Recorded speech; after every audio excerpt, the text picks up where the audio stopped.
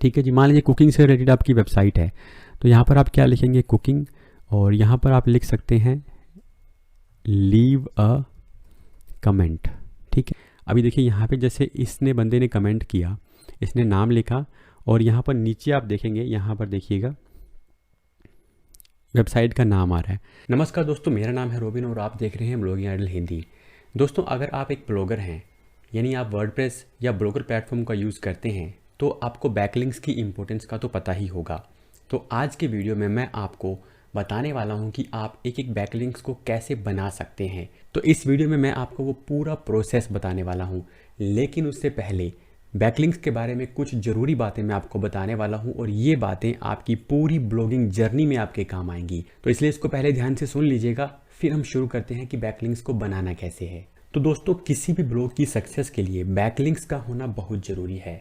Backlinks ना सिर्फ आपकी वेबसाइट की रैंकिंग में हेल्प करते हैं, बल्कि ये आपकी वेबसाइट की इंडेक्सिंग में भी हेल्प करते हैं। बहुत से लोगों को इंडेक्सिंग में दिक्कत आ रही थी, यानी कि उन लोगों के जो पेजेस हैं वो भी इंडेक्स नहीं हो रहे थे। तो अब मैं पहले आपको ये बताता हूँ कि बैकलिंक्स जो है ना, वो इंडेक्सिंग में कैसे हेल्प करते हैं। मान लीजिए कि आपकी वेबसाइट का लिंक किसी दूसरी वेबसाइट पर है, तो जब कोई भी यूज़र उस वेबसाइट को विजिट करेगा तो वो आपकी वेबसाइट पर आ सकता है। लेकिन सिर्फ यूज़र ही नहीं, बल्कि गूगल के क्रोलर भी उस वेबसाइट से आपके लिंक को विजिट करते हुए आपकी वेबसाइट पर पहुंचेंगे। इस तरह से गूगल के क्रोलर को पता चलेगा कि एक ये नया पेज भी है, और वो गूगल को बताता है कि इस पेज को हमें क्या करना है, इंडेक्स करना है, यानी गूगल के जो डाटाबेस है उसके अंदर डालना है। देखिए, आपकी वेबसाइट है ना, लेकिन वो गूगल के अंदर उसको हमें डाटाबेस में तो एंटर करना पड़ेगा ना। तो उसको एंटर कराने का बैकलिंक्स एक तरीका हो सकता है। बैकलिंक्स के साथ साथ अगर आप सोशल मीडिया पर भी अपनी वेबसाइट के लिंक शेयर करते हैं, तो भी आपकी वेबसाइट जो है जल्दी इंडेक्स होगी। मान लीजिए आपने ब्लॉग बना तो लिया, लेकिन आपने उसका लिंक कहीं डाला ही नहीं है, किसी को पता ही नहीं है कि आपकी वेबसाइट एग्जिस्ट करती है या नहीं करती। तो उस केस में आपको क्या करना पड़ेगा, उस केस में आपको सोशल मीडिया पर उसको शेयर करना पड़ेगा और उस वेबसाइट के लिए बैकलिंक बनाने पड़ेंगे। मतलब बैकलिंक का यूज़ मैं स्पेशली इंडेक्सिंग के लिए नहीं बोल रहा हूँ, लेकिन अगर आप बैकलिंक बनाते हैं तो वो इंडेक्सिंग में हेल्प भी करते हैं। तो अब बात करते हैं कि बैकलिंक बनाने कैसे हैं। लेकिन बैकलिंक बनाने के प्रोसेस से पहले आपको ये बात जान लेनी ज़रूरी है कि बैकलिंक सब कुछ नहीं है। वेबसाइट के अंदर सब कुछ जो है वो है आपका कंटेंट। बैकलिंक की इम्पोर्टेंस कहाँ आती है? बैकलिंक्स की इम्पोर्टेंस उस वक्त आती है जब आपकी वेबसाइट के कंपैरेटिवली एक और वेबसाइट है जिसको बहुत सारे लोग रेफरेंस दे रहे हैं, यानी उसको क्या कर रहे हैं, बैकलिंक दे रहे हैं। तो उस टाइम पे उससे compete करने के लिए आपको किसकी ज़रूरत पड़ती है, बैकलिंक की।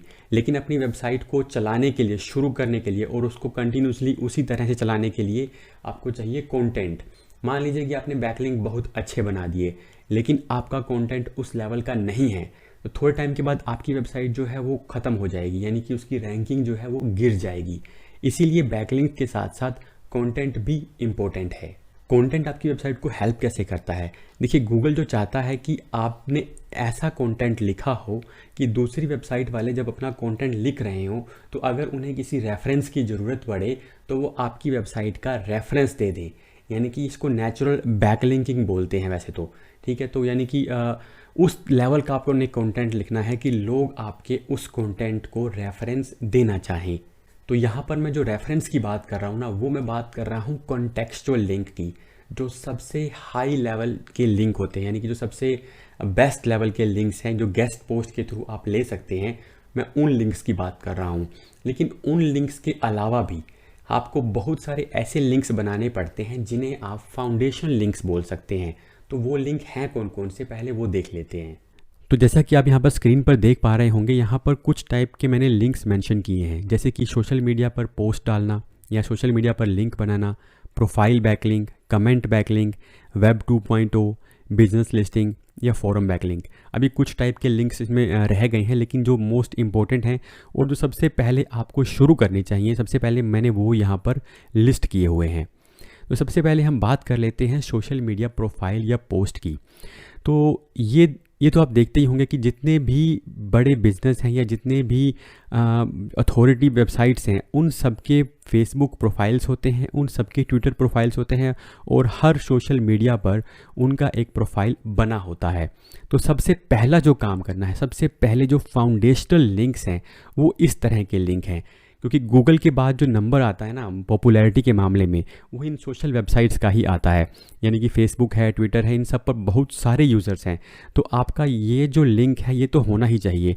तो मैं आपको प्रैक्टिकली भी दिखा देता हूँ कि फेसबुक प्रोफाइल्स या पेज पे लिंक से मेरा क्या मतलब है, और ट्विटर लिंक कैसा होना चाहिए।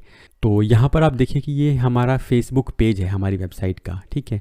इस पेज पर अब हमने क्या किया हुआ है, यहाँ पर देखिए कॉन्टैक्ट अस पर हमने जो है अपनी वेबसाइट का लिंक दिया है। यहाँ पर आप क्लिक करेंगे तो आप जो है फेसबुक आपको कहाँ पर रीडायरेक्ट करेगा, वेबसाइट के ऊपर रीडायरेक्ट करेगा। होम पेज पे हमने इसका जो है लिंक डाला हुआ है, ठीक है। इसी तरह से एक लिंक जो है वो यहाँ पर भी डाला हुआ है, bloggingidol.com भी डाला हुआ है, ठीक है जी। तो ये जो है फेसबुक पेज पर लिंक डाला है। इसी तरह से आप फेसबुक प्रोफाइल पर भी लिंक डाल सकते हैं, ग्रुप्स में भी लिंक को डाल सकते हैं। तो ये तो हो गया फेसबुक। उसी तरह से ट्विटर पे कैसे डालना है, तो ट्विटर पर भी जैसे हमारी वेबसाइट का ये जो वो बना हुआ है, प्रोफाइल बना हुआ है, ठीक है। प्रोफाइल में आपने एडिट प्रोफाइल पे क्लिक करना है, और यहाँ पर देखिए ये जो लिंक है ना, ये वेबसाइट का लिंक है। साथ ही साथ हम क्या करते हैं, हम अपने जो भी पोस्ट हम पब्लिश करते हैं उसको हम अपने पेज पर, ये पेज पर कुछ पब्लिश की हुई हैं पोस्ट, ठीक है, ये पोस्ट पब्लिश की हुई हैं। उसी तरह से ट्विटर में भी जो भी आपने पोस्ट को पब्लिश किया उसको आप यहाँ पर शेयर करेंगे। तो इस तरह से जितने भी सोशल मीडिया प्रोफाइल्स पॉपुलर हैं उन पर आप अपना लिंक बनाइए, उन पर अपना एक अकाउंट बनाइए। इसमें एक चीज़ आप कर लीजिएगा कि आप अपने वेबसाइट के लिए एक डेडिकेटेड ईमेल बना लीजिएगा, और उस ईमेल के थ्रू ही सारे जो है अकाउंट्स बनाइएगा। मतलब फेसबुक वगैरह का तो जो कॉमन अकाउंट है जो यूज़ कर रहे हैं उसमें आप पेज बना लीजिएगा, उसमें कोई दिक्कत नहीं है। लेकिन उसके अलावा जैसे ट्विटर है या कुछ इंस्टा पे है, तो वो सारे आप अलग ईमेल आईडी से बना सकते हैं। और बैकलिंक्स के लिए भी आप उस ईमेल आईडी को ही यूज़ करिएगा। तो एक सेपरेट ईमेल आईडी होना चाहिए। यहाँ पर मैं बिज़नेस ईमेल की बात नहीं कर रहा, वो भी बना सकते हैं, लेकिन बिज़नेस ईमेल में दिक्कत आ जाती है कि कल को जैसे आपने क्लाउड होस्टिंग पे जाना है तो वहाँ पर जो है फ्री का ईमेल नहीं मिलता है कई बार बिज़नेस ईमेल। वो बना सकते हैं, वो मैं किसी और वीडियो में कवर करूँगा।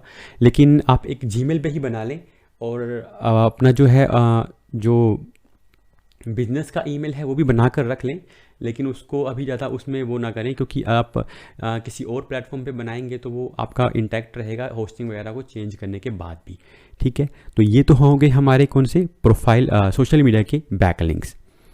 अब अगले लिंक्स की हम बात कर लेते हैं। नेक्स्ट टाइप के जो बैकलिंक्स हैं वो है प्रोफाइल बैकलिंक्स।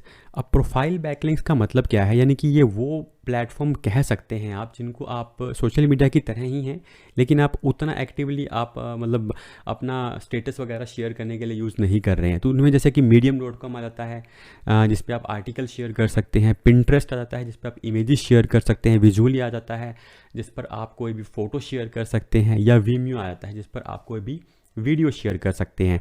तो ये 3-4 तरह के जो टाइप्स हैं, इनसे अलग अलग तरह के बैकलिंक्स बन जाते हैं। जैसे कि मीडियम वाले जो हैं वो आर्टिकल बैकलिंक्स हो सकते हैं। पिंटरेस्ट वाले हैं जो वो अपना पिंटरेस्ट पे मोस्टली जो है इन्फोग्राफ शेयर कर सकते हैं, तो इन्फोग्राफिक हो गई। विजुअली पे जो है वो इमेज बैकलिंक्स हो गए। वीमियो पे है जो वो वीडियो बैकलिंक्स हो गए। तो इनको अलग अलग नाम दे देते हैं। बेसिकली होती क्या है, ये प्रोफाइल्स ही होती हैं। तो इसमें से जैसे पिंटरेस्ट की बात कर रहे हैं ना, तो पिंटरेस्ट पे मैं आपको एक बार दिखा देता हूँ कि पिंटरेस्ट पर कैसे आप अपने लिंक वगैरह डालना है, और कैसे आप वहाँ पर किस तरह के जो है वो शेयर कर सकते हैं। तो ये हमने पिंटरेस्ट ओपन किया।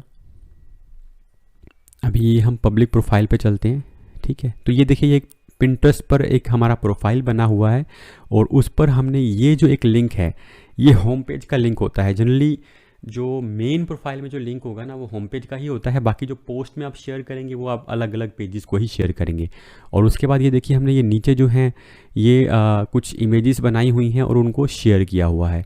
ये थोड़ा सा यहाँ पर दूसरी जो है पोस्ट का एक साइज़ रहता है, वो आप देख लीजिएगा। वो उसी साइज़ में शेयर करेंगे तो ज़्यादा वो इसमें इंप्रेशन मिलेंगे। अदरवाइज़ आप इस तरह से भी शेयर कर सकते हैं, ठीक है जी। तो ये हो गया हमारा पिंटरेस्ट पर अपना प्रोफाइल बनाना है। इस आपको वेबसाइट्स मिल जाएंगी, इसमें आप किसी भी मतलब कहीं भी गूगल पे लिखेंगे कि जो सोशल प्रोफाइल्स हैं तो उनका नाम आ जाएगा, ठीक है। सोशल प्रोफाइल या प्रोफाइल बैकलिंक्स वाला आ जाएगा। तो ये हो गई हमारी सेकंड टाइप की बैकलिंक्स, जिनको आप कह सकते हैं प्रोफाइल बैकलिंक्स। अब इसमें एक और टाइप है बैकलिंक्स का, वो है आपका बिजनेस लिस्टिंग या साइटेशन। तो देखिए, अगर आप अपनी वेबसाइट पर किसी बिजनेस को भी प्रमोट कर रहे हैं या कोई सर्विस भी दे रहे हैं तो आप बिजनेस लिस्टिंग या साइटेशन कर सकते हैं। अगर आप सिर्फ ब्लॉग कर रहे हैं तो आप इसको स्किप भी कर सकते हैं, मतलब आपको ज़रूरत नहीं है, कुछ 2-4 बना लीजिए, वरना आप उसको स्किप कर सकते हैं। अगली जो बैकलिंक की टाइप है वो है कमेंट बैकलिंक। कमेंट बैकलिंक का मतलब क्या है, यानी कि आपने एक वेबसाइट देखी और आपने उसकी पोस्ट को रीड किया और उस पोस्ट को रीड करने के बाद आपने उससे रिलेटेड कोई कमेंट कर दिया। जैसे कि आप कह सकते हैं कि आपने यहाँ पर बहुत अच्छी एक लिस्ट शेयर की है, इसमें ये भी एक नाम हो सकता था। यानी कि आपको कमेंट बैकलिंक में वैल्यू को ऐड करना है, ठीक है जी। वैल्यू ऐड करने के साथ आप क्या करेंगे, साथ में आप अपनी वेबसाइट का लिंक भी उसके अंदर दे देंगे, क्योंकि उसमें एक ऑप्शन रहता है, वेबसाइट का नाम आता है। इस पर एक चीज़ और ध्यान रखनी है आपको कि आपको अपनी निश रिलेटेड वेबसाइट पर ही कमेंट करना है। ऐसा नहीं कि मैं कुकिंग की वेबसाइट चला रहा हूँ और मैं टेक्नोलॉजी वाली वेबसाइट पे जाके ज़्यादा सारे कमेंट करूँ। अब पहले ये देख लेते हैं कि अगर कुकिंग की वेबसाइट पे जो बैकलिंक वाली यानी जो कमेंट बैकलिंक को अलाउ कर रही हैं उनको ढूंढना कैसे है। तो उसको ढूंढने के लिए हम क्या करेंगे, हम एक गूगल सर्च क्वेरी का यूज़ कर लेंगे, जो मैं आपको यहाँ पर दिखा देता हूँ। तो इसमें आपको करना क्या है, आपको गूगल को ओपन कर लेना है, ठीक है जी। मान लीजिए कुकिंग से रिलेटेड आपकी वेबसाइट है, तो यहाँ पर आप क्या लिखेंगे, कुकिंग, और यहाँ पर आप लिख सकते हैं लीव अ कमेंट, ठीक है, क्योंकि जो कमेंट वाला होता है उस पर इस तरह से लिखा होता है। तो ये जो वेबसाइट्स आ गई हैं ये हम ये उम्मीद करते हैं कि इन पर हमें जो है लिंक कमेंट बैकलिंक मिल जाएगा। जैसे मान लीजिए मैं एक बार इसको खोलता हूँ, ठीक है। फेसबुक तो हमें दिख ही रहा है, इसको तो हम छोड़ ही सकते हैं, स्किप कर सकते हैं। एक ये साइट है या एक ये वाली है, इसको हम ओपन करके देखते हैं। ठीक है जी, यहाँ पर ये पोस्ट है, इस पोस्ट को हमने देखा और इसमें नीचे अब इस पर जो है कमेंट करने के लिए आपको लॉग इन करना पड़ेगा, यानी इस पर एक आपको अकाउंट बनाना पड़ेगा, ठीक है। तो वो आप करके इस पर कर सकते हैं, इस पर गेट स्टार्टेड से साइन अप हो जाएगा, तो इस पर आप कमेंट कर सकते हैं, ठीक है। लेकिन हमें अभी मान लीजिए कमेंट सीधा ही कमेंट करना है, हमें अकाउंट नहीं बनाना है अभी, ठीक है। एक ये मान लीजिए ओपन कर लेता हूँ मैं। तो इसमें आपको ऐसा नहीं है कि एक ही साइट खोली, नहीं मिला तो बस छोड़ दिया। 8-10 पेजों को आपने इसमें जाके ओपन करना है, फिर मतलब देखने हैं कौन कौन साइट पे आप कमेंट कर सकते हैं।